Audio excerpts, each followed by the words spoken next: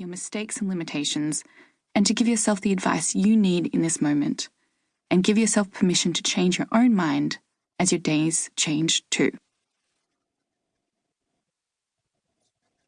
At the start of the day. Chapter 1. The narrowing of productivity. There will be days like these, days that aren't our day, days we don't seize, days when we wish to accomplish more, days that blur in bitsy errands, days that get derailed, days when there is something we should be doing that we're not doing, days when we worry about all that will be stacked onto tomorrow, days when we're convinced everyone else is having a better day. Such days can leave us feeling deflated. While I don't know the particular shape your days take, there are things we all stumble over as we try to navigate modern life. Whether you're working 9 to 5 in an office, or you're a freelancer, a manager, or a shift worker, or you might be a stay-at-home parent or a retiree, each of us is entangled in a culture that measures our value through productivity. How much we do, how well we do it, whom we do it for. For many of us, our days have become containers for internalized capitalism, or the pervading sense that what we do is tied to our worth. When we conflate productivity with worthiness, what we do is never enough.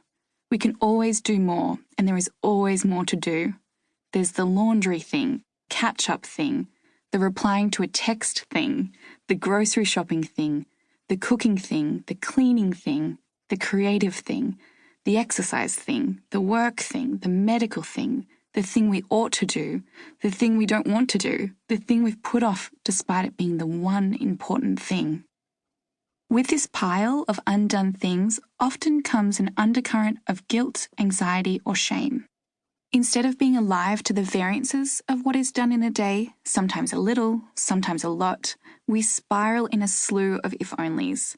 If only I were more productive, if only I were more efficient, if only I were better, if only I were more like that person, then I could do it right, do enough, be enough. So much of what we're trying to achieve in our days is bound to the idea that we can optimize things to the point of perfection, surrounded by promises that if only we adopt this life hack or follow that morning routine, we will finally get it all done. We look to this new thing to remedy our days like these. There can be a juicy pleasure in trying the latest hack with its promise of improvement. I've made a hobby of it. I've eaten the frog, put butter in my morning coffee, bought the new planner, tried the miracle morning routine, set up rewards for good habits. These popular systems can be useful and may even change your life, but I've found they can also create another thing to stumble over in our days. When tomorrow arrives and we find this new thing didn't fix us or we don't perfectly adhere to the system, we're right back at the beginning of the if-only spiral. Feeling like the only one who isn't getting it right, who keeps messing it up, we turn to the next thing in our hot pursuit of this better version of ourselves. We search again for a key to optimize our days and stumble again, only to be met with self-blame. We're running just to stand still, and we're missing the point. We're doing all this work to improve ourselves, only to go on judging ourselves for being imperfect. Yet such a pursuit is a fool's errand. The English word perfect comes from the Latin verb perficere, which means to finish, complete, carry out, or achieve. When we pursue perfection in our days and in ourselves, we're creating an impossible standard. We've taken what's incomplete as proof there is something wrong with us, when in fact being imperfect is an inevitable part of being human. We place blame on ourselves for not being exactly where we think we should be. We berate ourselves for inactivity. We shrink in our self-comparison to others. We doubt our decisions.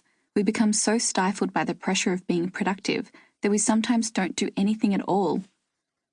Rather than making us better, this doing obsession leaves us feeling overwhelmed, burned out, dissatisfied, inadequate, and alone.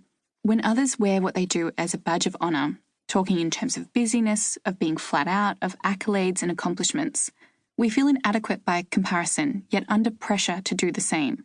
Doing, all just to keep up, to prove we are worthwhile, yet we never quite feel that we get there. In the swirl of it all, it's difficult to see that we're being set up to fail. We're told to